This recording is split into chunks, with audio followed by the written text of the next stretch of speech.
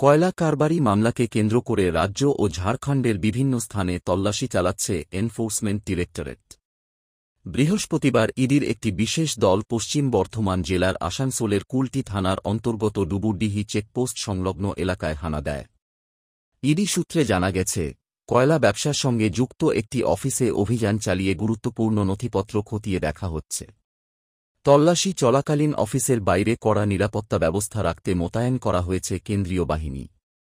ঘটনাকে কেন্দ্র করে এলাকায় উত্তেজনা ছড়ালেও পরিস্থিতি নিয়ন্ত্রণে রয়েছে বলে পুলিশ সূত্রে খবর।